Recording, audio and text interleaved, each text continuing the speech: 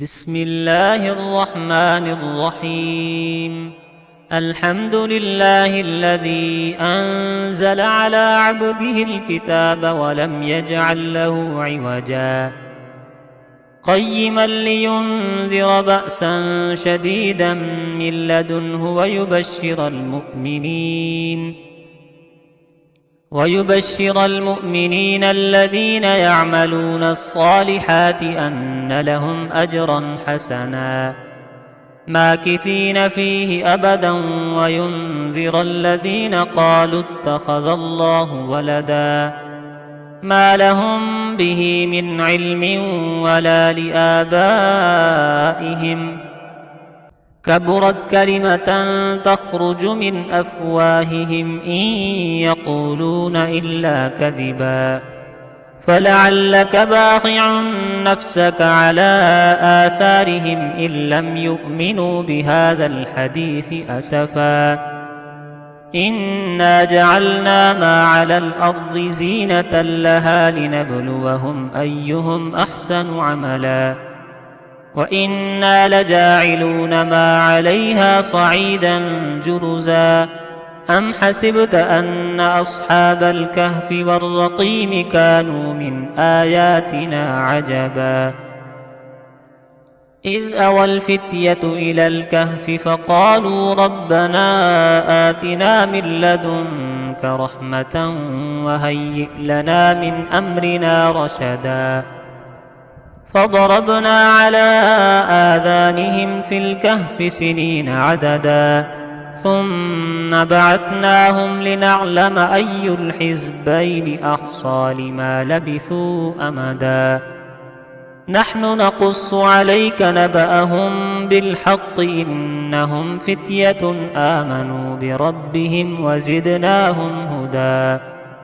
وربطنا على قلوبهم إذ قاموا فقالوا ربنا رب السماوات والأرض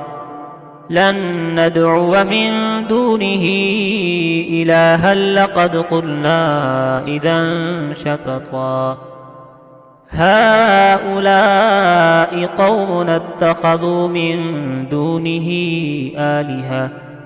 لولا يأتون عليهم بسلطان بين فمن أظلم ممن افترى على الله كذبا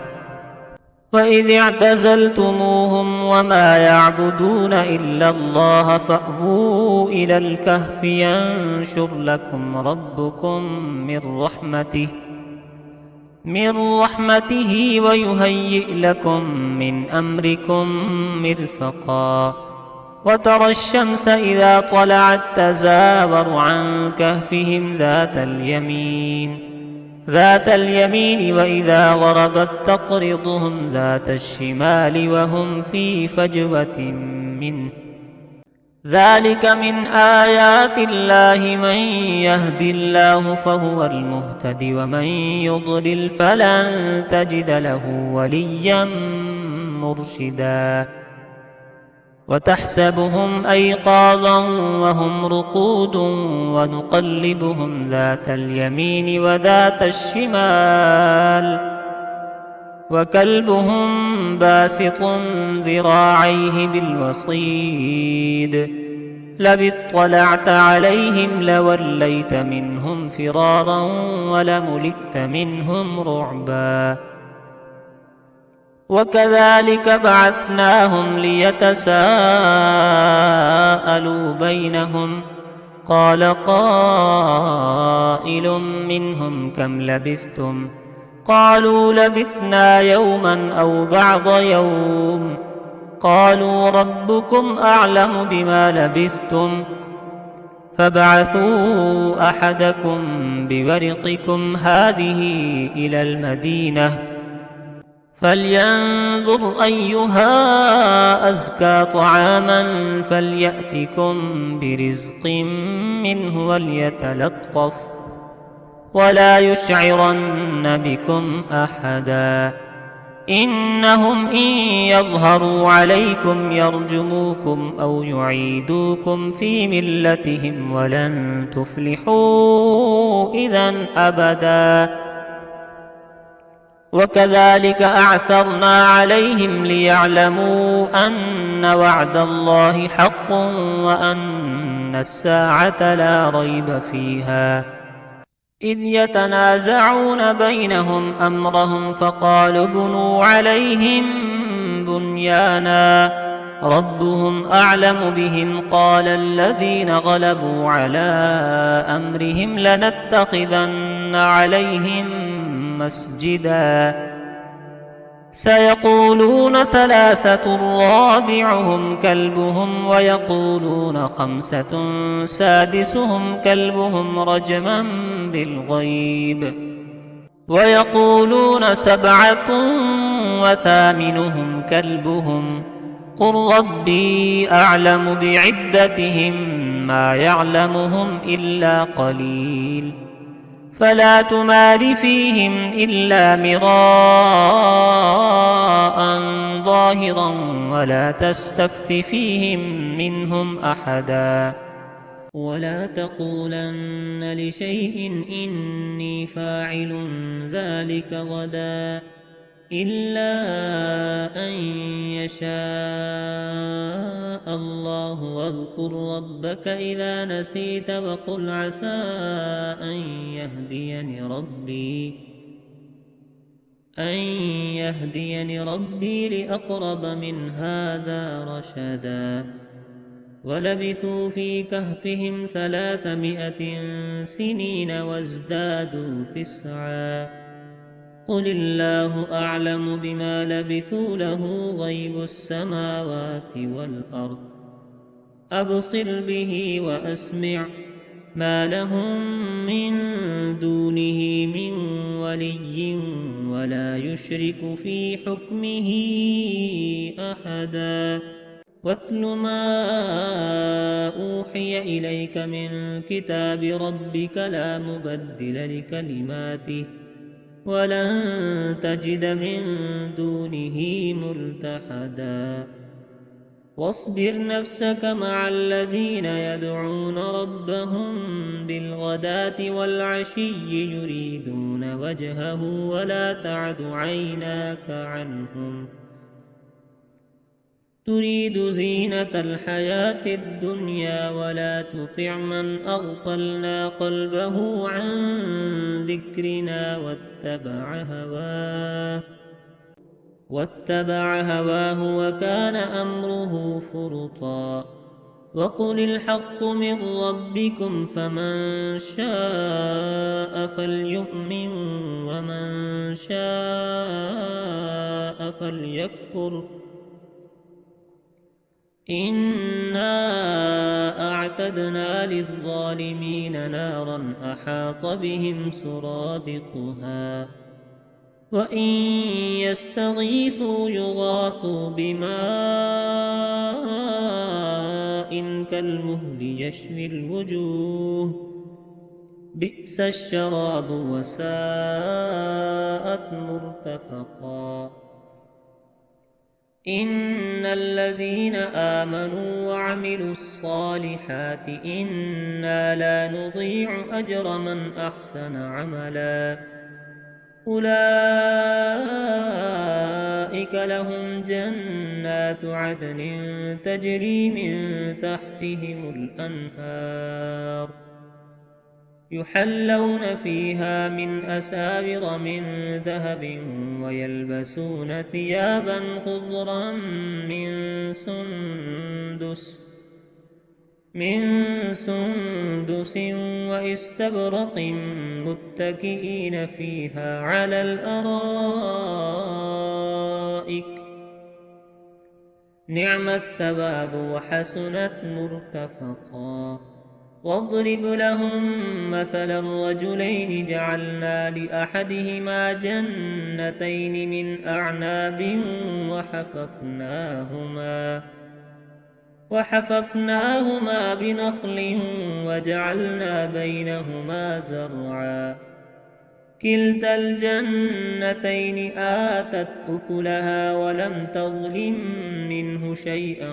وفجرنا خلالهما نهرا وكان له ثمر فقال لصاحبه وهو يحاوره أنا أكثر منك مالا وأعز نفرا. ودخل جنته وهو ظالم لنفسه قال ما أظن أن تبيد هذه أبدا وما أظن الساعة قائمة ولئن رددت إلى ربي لأجدن خيرا منها منقلبا. قال له صاحبه وهو يحاوره أكفرت بالذي خلقك من تراب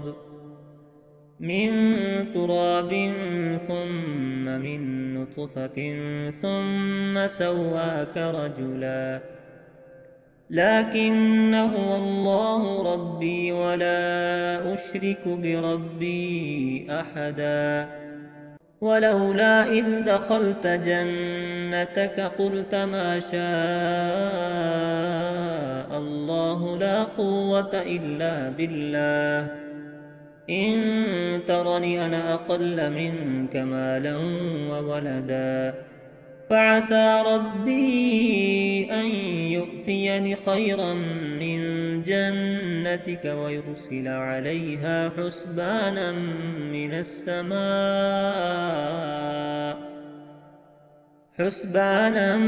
من السماء فتصبح صعيدا زلقا أو يصبح ماؤها غورا فلن تستطيع له طلبا. وأحيط بثمره فأصبح يقلب كفيه على ما أنفق فيها وهي خاوية على عروشها ويقول يا ليتني لم أشرك بربي أحدا. ولم تكن له فئة ينصرونه من دون الله وما كان منتصرا. هنالك الولاية لله الحق هو خير ثوابا وخير عقبا. واضرب لهم مثل الحياة الدنيا كماء إن أنزلناه من السماء فاختلط به نبات الأرض فأصبح هشيما تذروه الرياح وكان الله على كل شيء مقتدرا. المال والبنون زينة الحياة الدنيا والباقيات الصالحات خير عند ربك ثوابا وخير أملا. ويوم نسير الجبال وترى الأرض بارزة وحشرناهم فلم نغادر منهم أحدا وعرضوا على ربك صفا لقد جئتمونا كما خلقناكم أول مرة بل زعمتم أن لن نجعل لكم موعدا. ووضع الكتاب فترى المجرمين مشفقين مما فيه ويقولون يا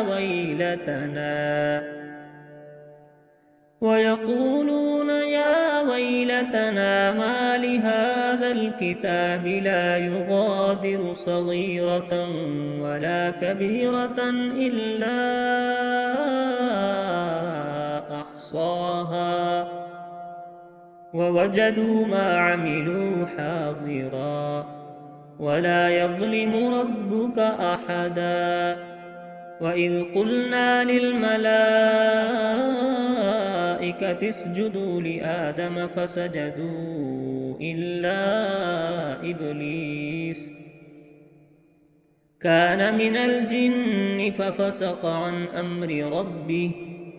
أفتتخذونه وذريته أولياء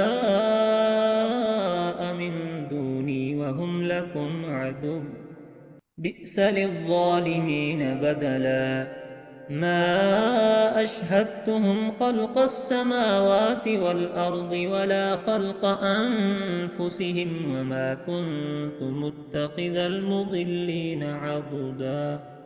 ويوم يقول نادوا شركائي الذين زعمتم فدعوهم فلم يستجيبوا لهم وجعلنا بينهم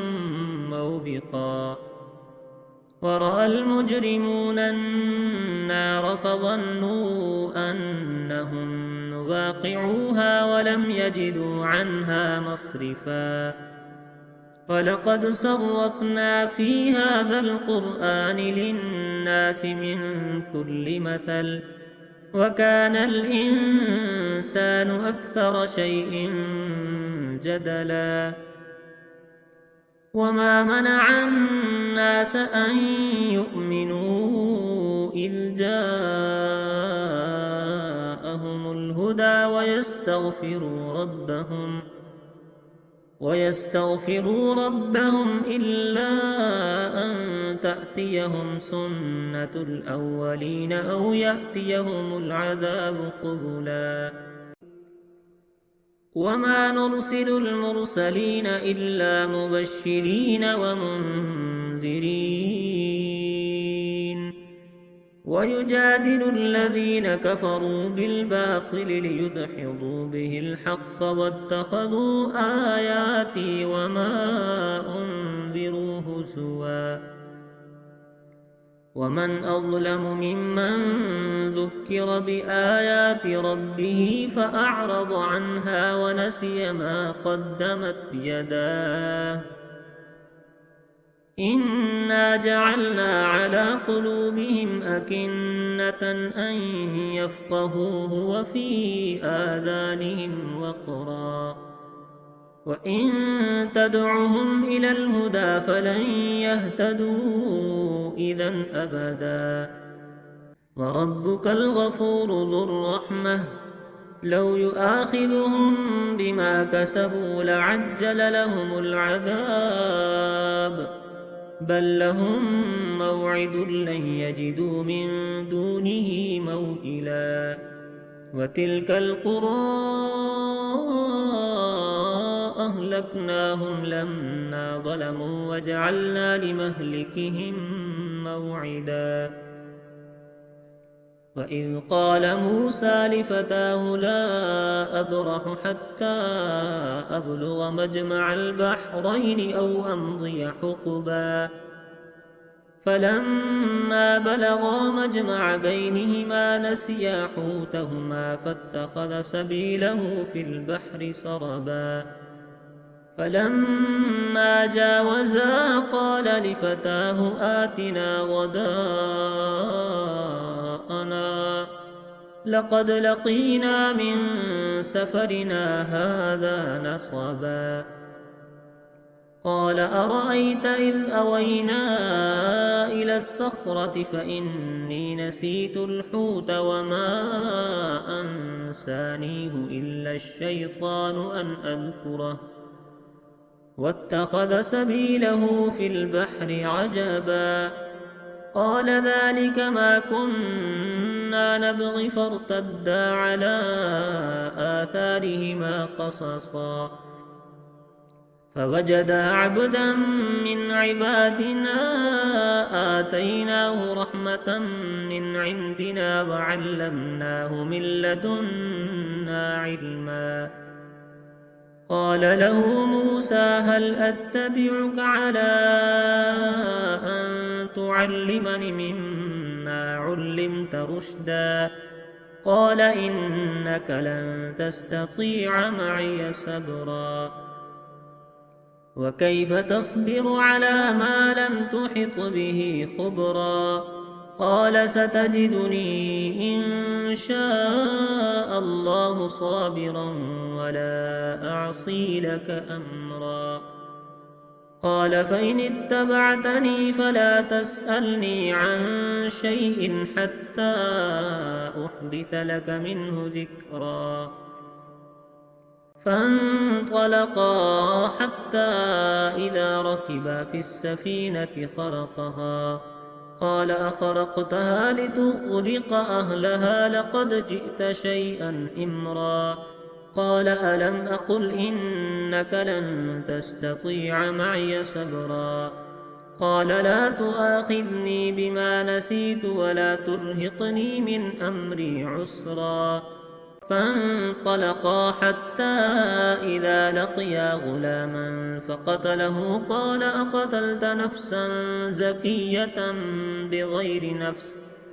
لقد جئت شيئا نكرا. قال ألم أقل لك إنك لن تستطيع معي صبرا. قال إن سألتك عن شيء بعدها فلا تصاحبني قد بلغت من لدني عذرا. فانطلقا حتى إذا أتيا أهل قرية استطعما أهلها فأبوا أن يضيفوهما فوجدا فيها جدارا يريد أن ينقض فأقامه. قال لو شئت لاتخذت عليه أجرا. قال هذا فراق بيني وبينك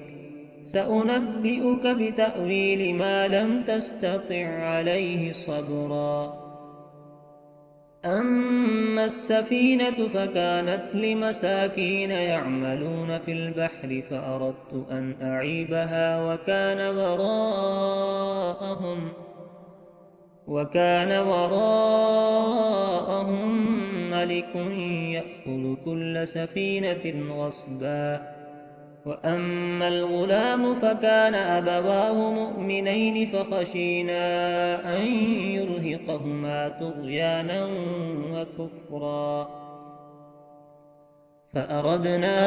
أن يبدلهما ربهما خيرا منه زكاة وأقرب رحما. وأما الجدار فكان لغلامين يتيمين في المدينة وكان تحته كنز لهما وكان أبوهما صالحا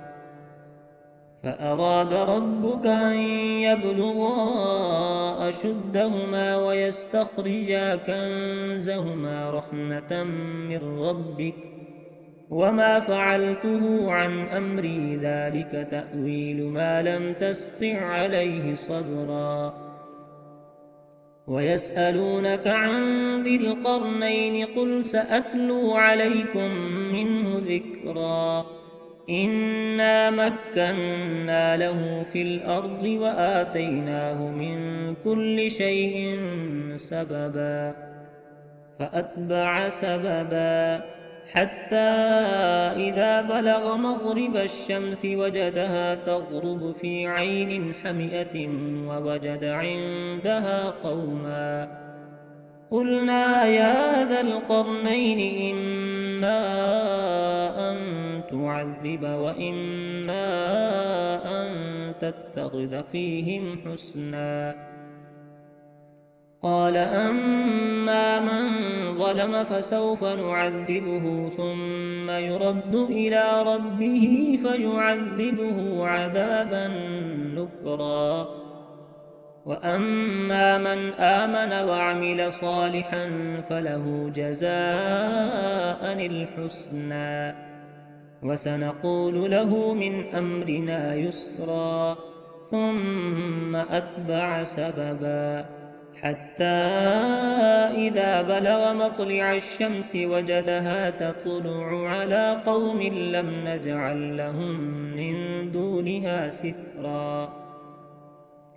كذلك وقد أحطنا بما لديه خبرا ثم أتبع سببا حتى إذا بلغ بين السدين وجد من دونهما قوما لا يكادون يفقهون قولا. قالوا يا ذا القرنين إن يأجوج ومأجوج مفسدون في الأرض فهل نجعل لك خرجا على أن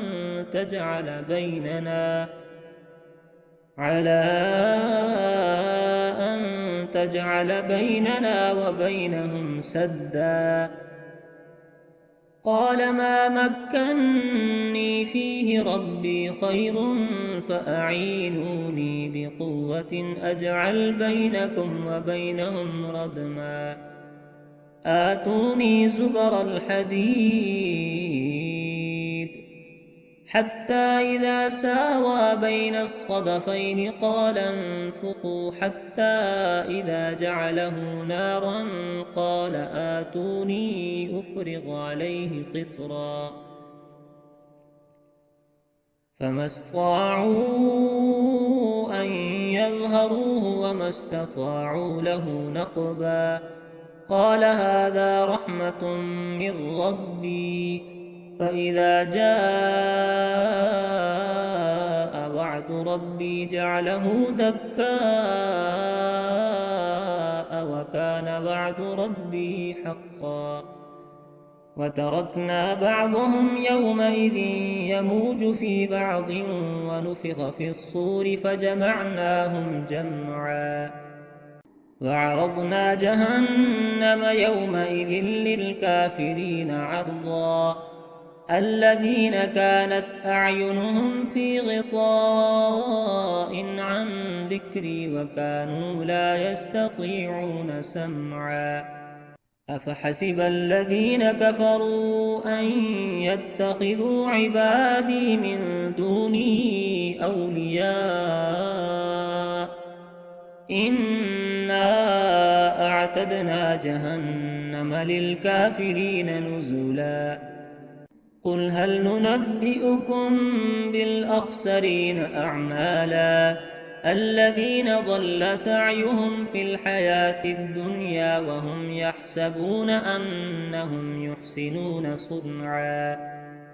أولئك الذين كفروا بآيات ربهم ولقائه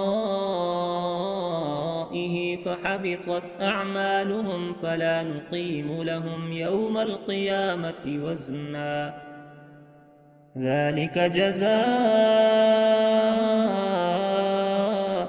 جهنم بما كفروا واتخذوا آياتي ورسلي هزوا إن الذين آمنوا وعملوا الصالحات كانت لهم جنات الفردوس نزلا خالدين فيها لا يبغون عنها حولا قل لو كان البحر مدادا لكلمات ربي لنفد البحر قبل أن تنفد كلمات ربي ولو جئنا بمثله مددا قل إنما أنا بشر مثلكم يوحى إلي أنما إلهكم إله واحد فمن كان يرجو لقاء ربه فليعمل عملا صالحا ولا يشرك بعبادة ربه أحدا.